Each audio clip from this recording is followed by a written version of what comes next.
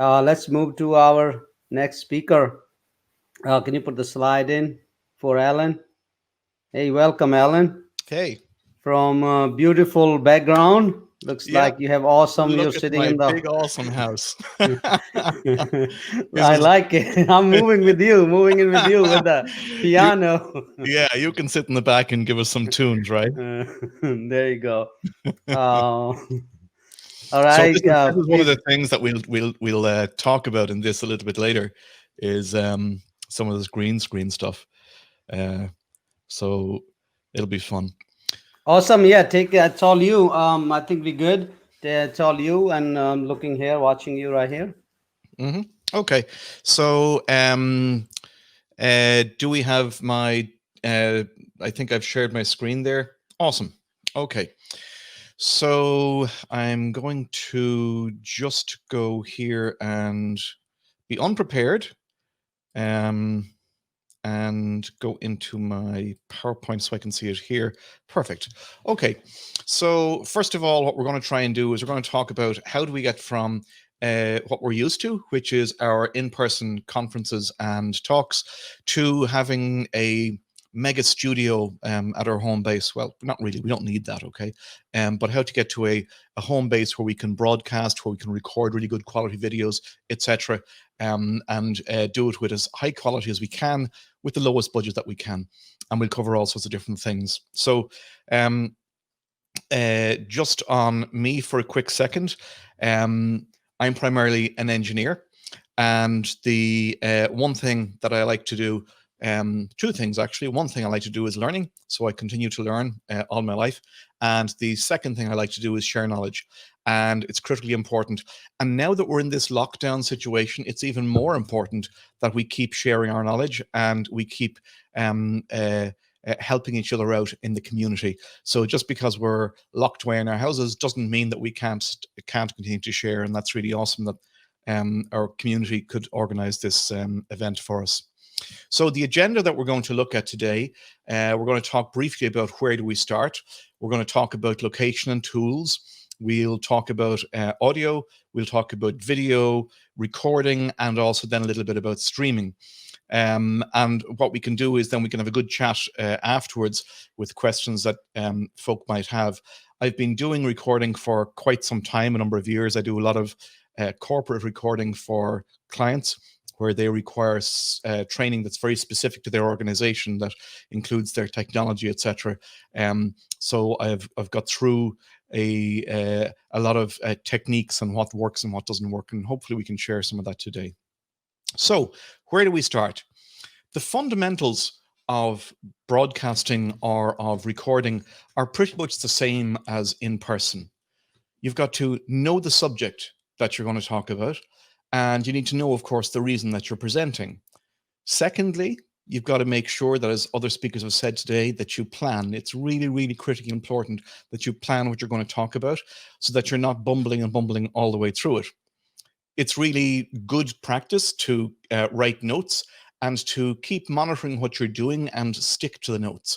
So if you have notes in front of you, like I'm actually looking at you now on the camera, but I've also got my eyes kind of half on a screen that I have straight in front of me as well, I'm able to see what I'm meant to be doing and what I'm meant to be talking about, so that you don't go off and deviate and say, oh, there's an idea, I'll go and talk about that thing. And then suddenly, A, you lose time, and B, you're not exactly sure what you were talking about. You lose track of your thoughts and you're, oh, what was I talking about? And it looks really unprofessional. So it's important to have notes and to plan about what you're going to do. The next thing is, it's really important to have an agenda, so that you're not saying, oh, I'll roughly talk about that and I'll roughly talk about the other, but that you have a couple of points that you tell people how you're going to take their time. Because remember, time is the one thing that we cannot give back. Once we spend this time from our time bank, we can't give it back again. And it's very important that we realize that people come to us to learn and to allow us to share our knowledge with them. And we don't want to abuse their time, okay? Because their time can't be given back either. So it's really important to let people know, this is what I'm going to tell you about. If you're interested, fantastic, stay with me. And if not, you know what? We meet another time and that's awesome as well. Set a time limit, so that you say, it's only going to take 30 minutes. It's only going to take 15 minutes. If I run longer, I'll let you know, etc. appearance of what you're doing is important. So earlier on, I was wearing a grubby t-shirt because I was doing some work around the house, and now I've got this really awesome Hawaiian shirt on, and I think it looks awesome. So I'm really beautiful and handsome in this. The next thing is you have to lay down the ground rules. Are you doing something live? Are you going to have some questions and answers? Are you going to allow folk to come in while you're actually talking and start asking questions at that time? Are you going to ask people to hold your questions till afterwards? So that's important to set those rules up front. Use a stopwatch and rehearse what you're doing. And also make sure you use a stopwatch when you're working live so that you can see how you're continuing, how your time is going, etc. The next thing is to be polite and respectful of your audience. In the same way as you'd like them to be polite and respectful to you, you've got to make sure that just because you're hidden behind this camera and you're hidden behind the internet, it doesn't mean that you can go and just say whatever you think. It's very important to be respectful of your audience because they're giving their time up to learn and to get some of your knowledge. And finally, it's also important to have your contact information somewhere on the presentation. Normally, if I'm doing it, I'll either give it at the start of a slide or I'll give it in the end slide, or alternatively, I will have it at the bottom of the slide that it's there continuously. And I usually just give my Twitter handle or my email. I don't generally go for logos. As Magnus has said, I try to keep it as simple as possible.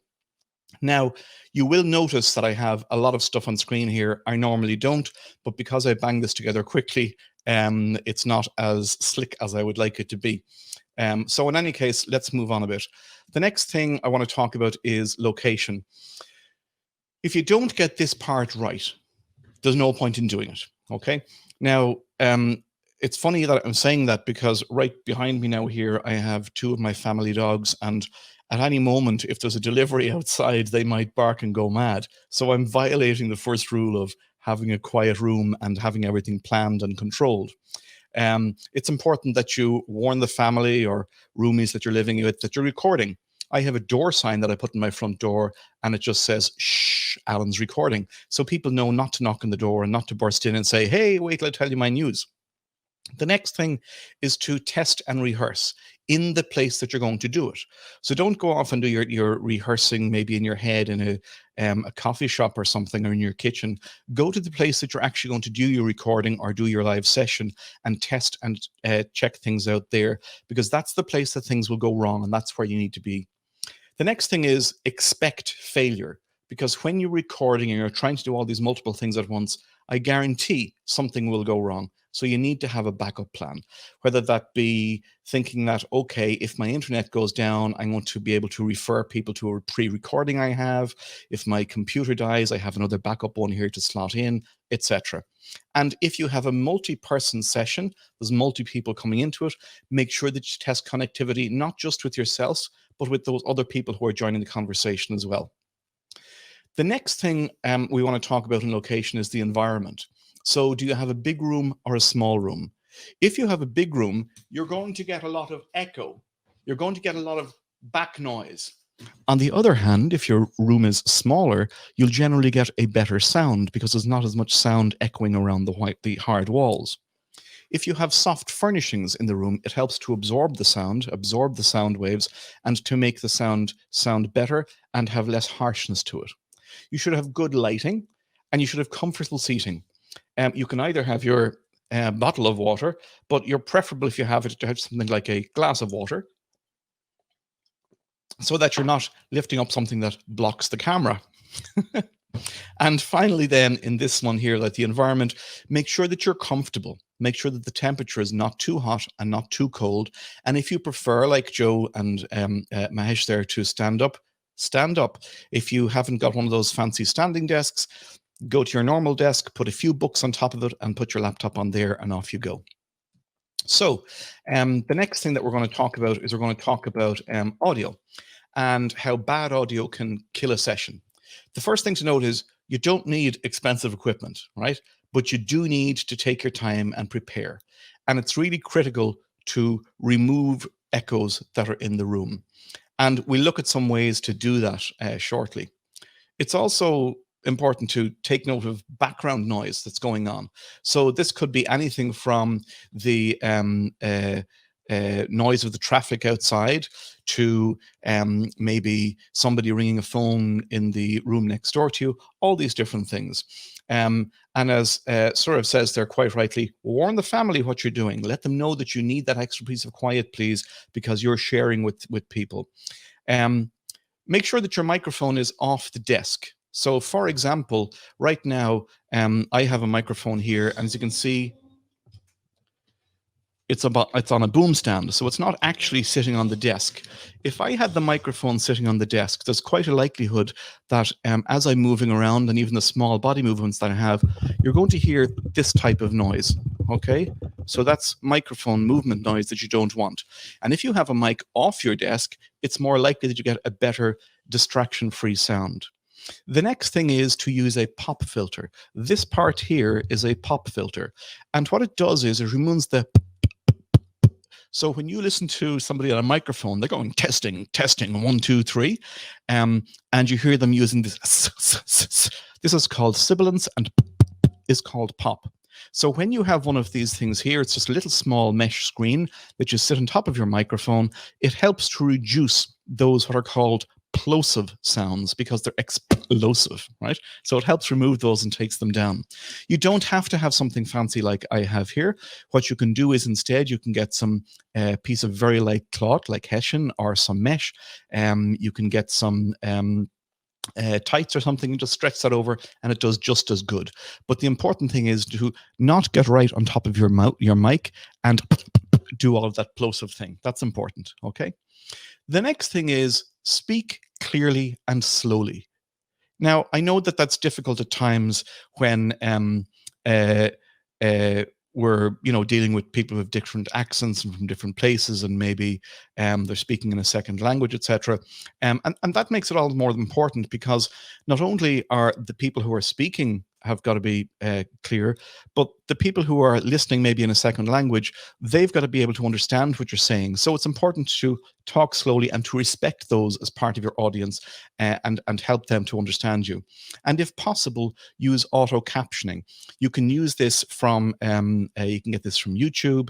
You can also get it in PowerPoint. You can lock it in. I haven't done it today, unfortunately, because I haven't had it set up in this new machine. But the next time we'll do one, I'll perhaps give a demo on that because it's kind of cool. So the next thing then, let's go back to my slide here, is some tips and tricks. So in relation to microphones and equipment and that kind of stuff, the first thing is do not use the inbuilt PC microphone. That's an absolute no-no. When they're making a computer or a laptop, the microphone that they put in there is generally one of the cheapest that they can possibly get, in the same way as the camera is usually one of the cheapest that they can possibly get. And although I'm coming to you now on a reasonable Logitech camera, or webcam rather, it would be far better if I had my proper camera set up. Again, I'm moving rooms, so I don't have that. But just to show you, if I stretch out of sign here, normally I would actually be coming through, and I get this into the frame, I would be coming through a proper DSLR, and it would be coming through with a high frame rate, and it would be much sharper with proper lighting, etc. But we'll go into that in a few minutes. The next thing is surround yourself with soft material, because that helps to dampen echo. And we'll see that shortly as well. Keep a consistent distance from the microphone. Don't move around. If I'm back here and I'm moving around and I'm talking, you're going to get the volume of your sound is going to go up, and it's going to go down, and then it's going to get too loud in people's ears. So try not to move around. And in general, in relation to a microphone, you do what Dave does. Okay, so Dave does this here from the rock thing. But what I use this for is, this is the distance that I keep away from a microphone. So it's one hand span like this. And this is how I do it. Look, I go to the microphone and I say, that's generally as far as I should be. So if I'm here, that's about the right sound. Now, this particular microphone that I'm using actually needs to have me a little bit closer to get that more bassy sound. So that's why I'm a little bit closer. So the next thing is Practice not saying and It's actually very difficult. I'm the world's worst for this, but if you listen to some folk, they generally don't say it at all. I was listening I said it again, and when you concentrate it in your head, it really, really, really wrecks your brain. I was listening to Mahesh, I was listening to Magnus, I was listening to Joe, to Monica, and I didn't hear a lot of this going on. So maybe it's a quantum of my background or something, that every couple of seconds I say but try and get out of this habit, because it's not great. The next thing is, try and keep your voice volume consistent. Don't go up and don't go down. Try and keep it consistent. Monica talked about this as well, and it's even more important when you're actually recording something rather than when you're on the live stage. The next thing we're going to look at here then is we're going to look at audio equipment.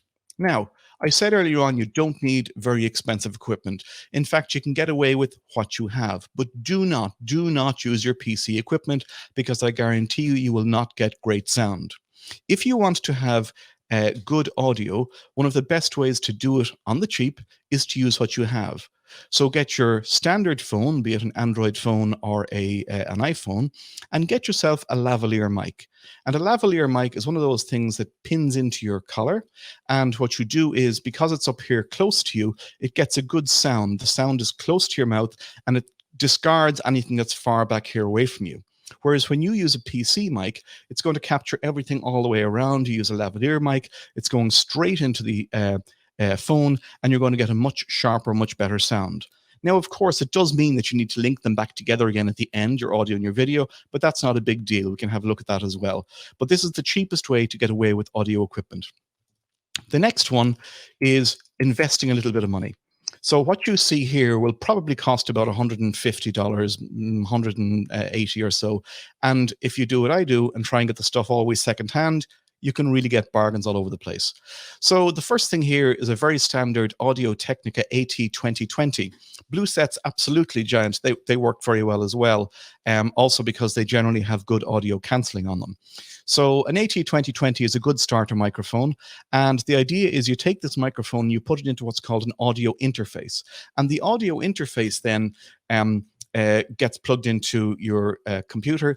And then, of course, as I said there, on the right-hand side, you'll see that we have the boom stand and a mic filter. And we'll make this available, this information available afterwards on the website. Perhaps we'll do an article around it. Next thing then is going up the scale a little bit again. And here we're showing what's a Rode NT1A microphone, which an awful lot of podcasters and screen recorders use.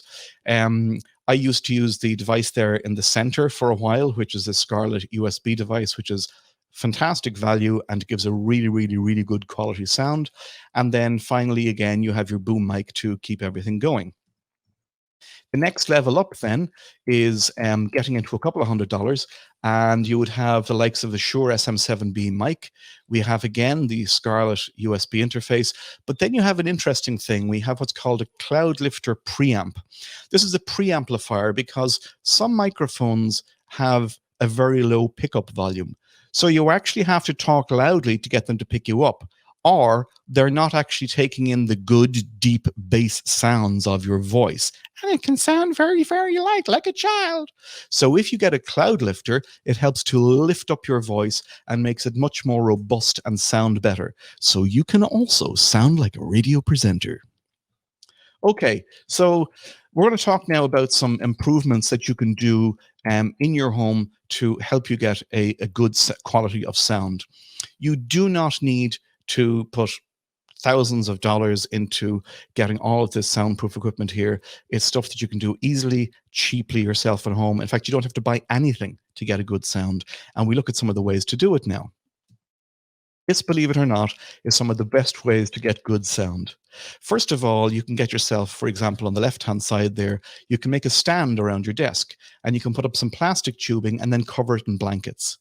Just simply using blankets or towels like this will dramatically improve the sound of your voice, because what it does is it removes all the echo that's going around the room and takes away all of those reflections and that very harsh sound and makes it much more compact and compressed, which is an easier thing to hear on the ears for people who are listening.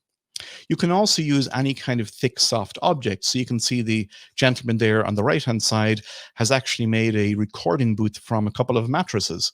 So I suppose he probably told his wife and his kids to get away for the day so he could take the beds and make a camper van outside of it inside in the house, so he could do some awesome recording. And then finally, there's the standard ways of doing it. I actually use this type of setup at times. It's not quite a blanket over my head, but I have a small wooden frame made that just goes up around me like so.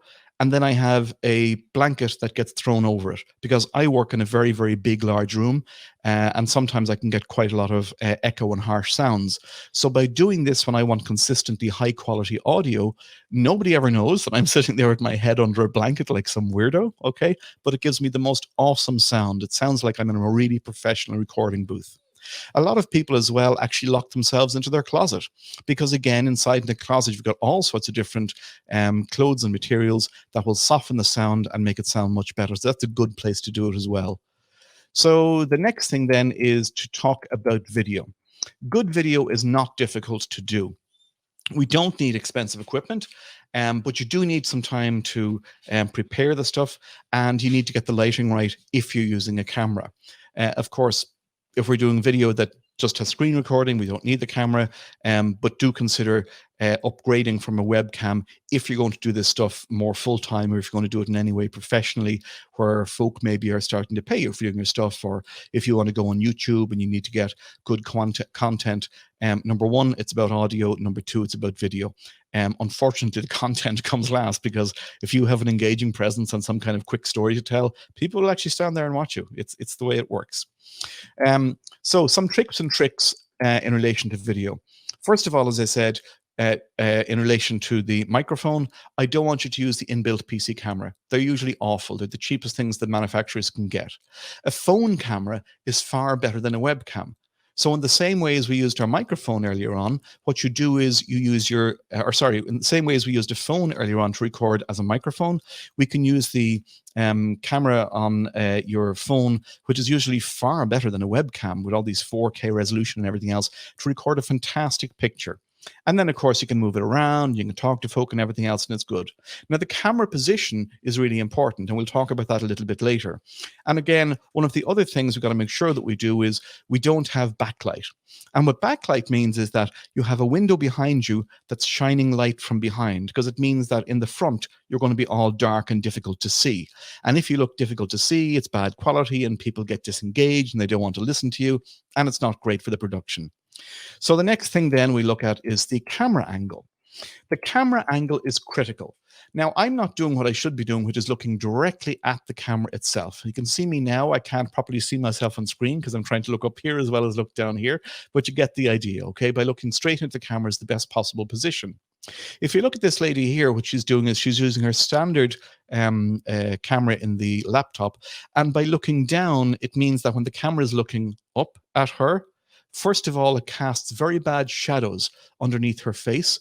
Her hair is acting as a curtain, as a barrier, and it's making her face very dark. And it's not very flattering, let's say, to have a camera come up at you like this, especially when you're fat and gray-haired like Santa Claus like me, because then they get to see all your double chins, right? Now, the reason I have a beard is to hide all my double chins, but that's a different story. Okay, so camera angle is critical. Make sure that you don't have your camera pointing up at you like this, and equally don't have it pointing downwards at a bad angle. So we look at some other ways if we can improve that now. So if you look at the girl here, we have a camera that's down, emulating what a laptop would look like, and then we have a camera on top that looks straight at the eye.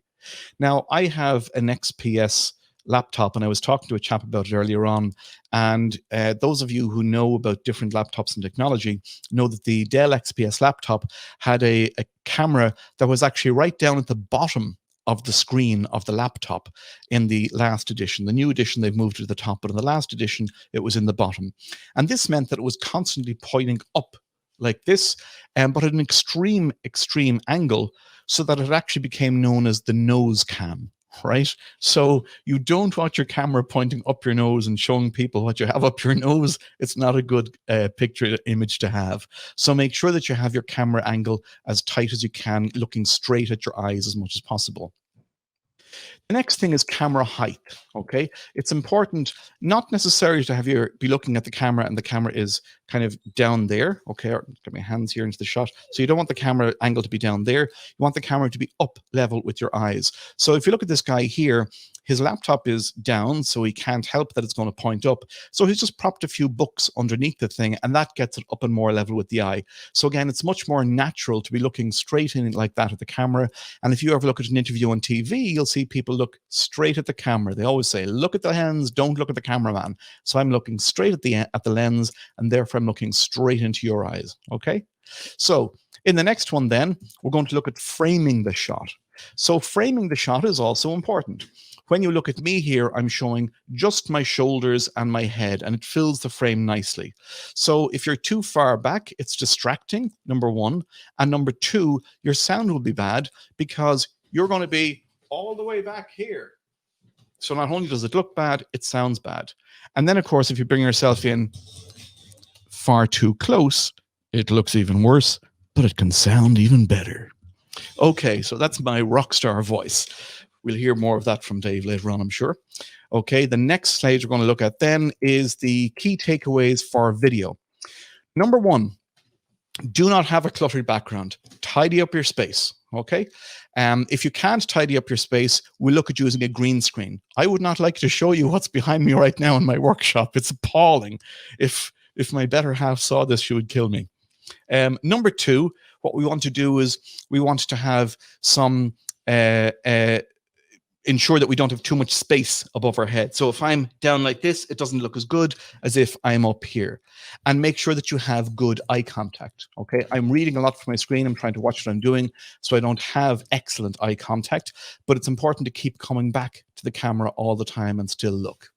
If we have poor lighting or the upward angle and no eye contact, we can see what the result is there in the middle. It doesn't look great. And then the good result, although we have still not a great background, is the one on the right-hand side. We've got good lighting, good framing, and we've got good eye contact. Okay, so the next thing we're going to talk about is green screen. So green screen, if we look at it, on the left-hand side, we can see the lady is there and she's talking away. She's at her desk, and behind her is the busy office. Everybody's working away, and it's quite distracting. Whereas on the right-hand side, she has a static picture behind her. It's not distracting, and it's easy for us to focus on the presenter, on the presenter's content, and not on the distracting background, saying, oh, they're very nice beams on the ceiling. I wonder, where is that? That's kind of a rustic thing. Is it out in the country? So that type of thing. The next thing then in the green screen thing is we can look at ways to get green screen. So here's two particular ways, for example. We can use a product called, now you're hearing one of my golden rules there, don't have distractions in the room. I don't know if you can hear that, but one of my dogs is whining to get out. So I'm going to leave it on the screen for 5 seconds while I let him out. 1, 2, come on puppies, out you go, out you go, out you go. 3, 4, 5, and I'm back in. Okay, so puppies are good distractions. Now, the next thing is we're looking here at ways that we can use a green screen if we don't actually have a proper green screen. So the first one is a piece of software called ChromaCam.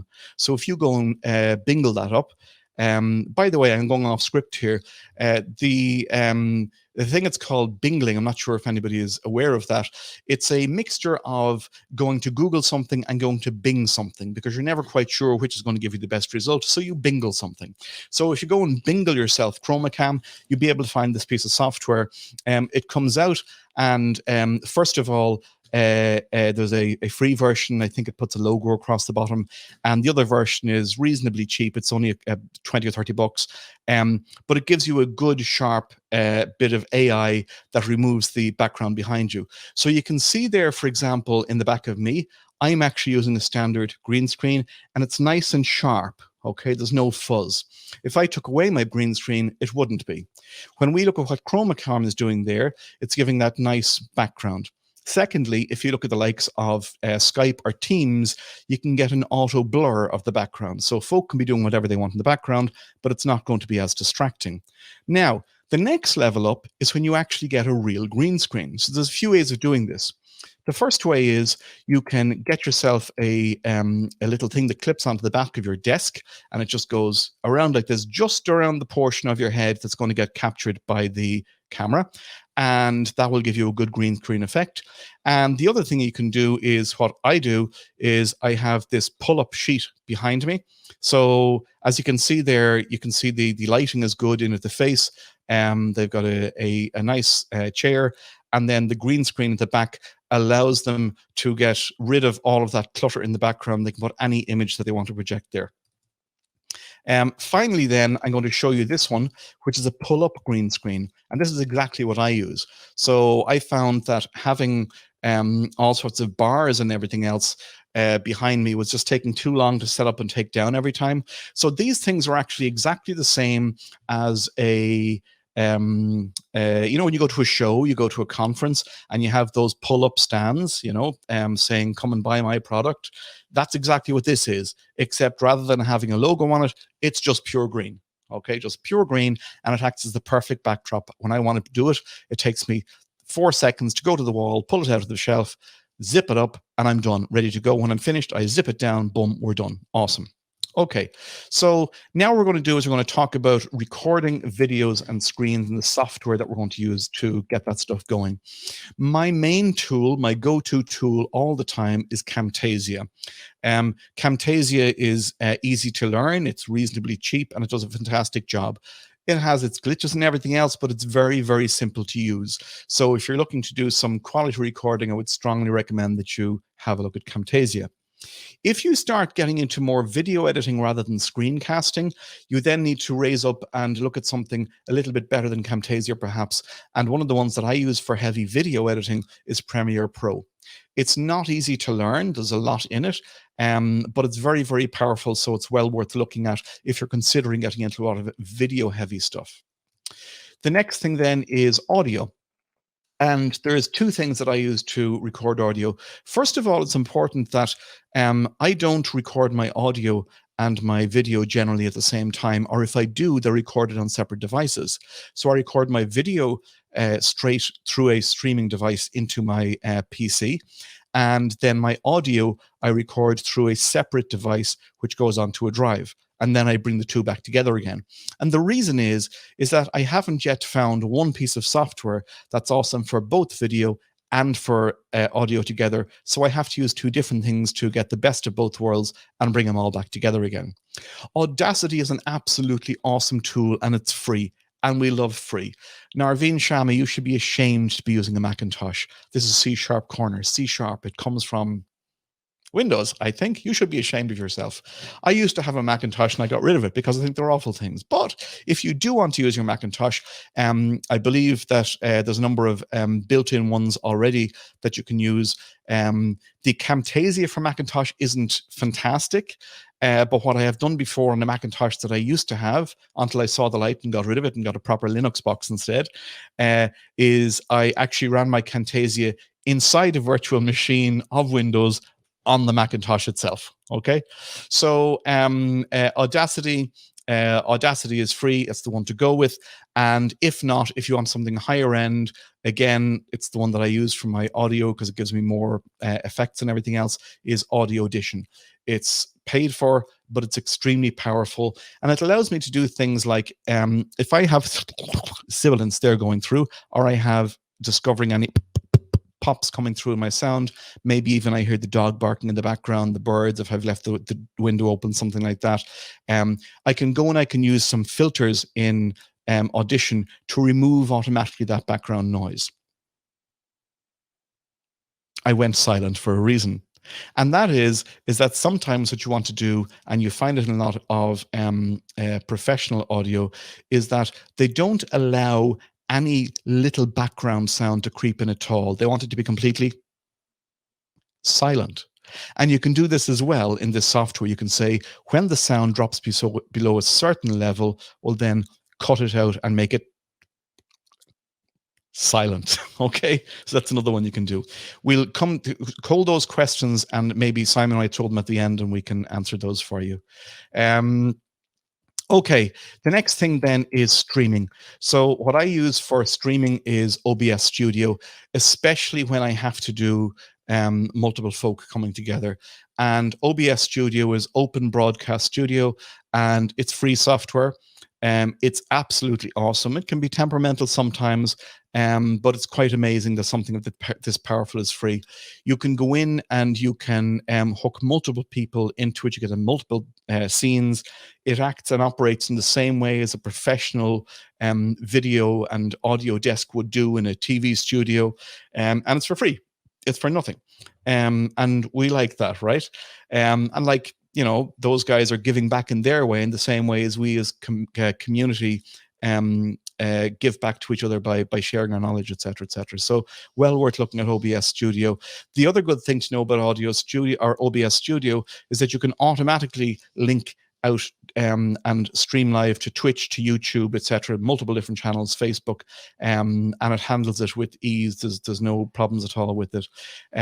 We're actually, at the moment, have been doing like many folk, the Azure Global Bootcamp, and we've been doing that for yesterday. We're doing it today, and we have some live sessions on tomorrow. And all of that I'm managing using 3 virtual machines, all running OBS Studio up on Azure. And if you have time tomorrow, you'll be able to see it on Azure Global Bootcamp 2020 there in the main link. And that is it. We've come to the end, and that's probably the most knowledge that I can impart in 30 minutes.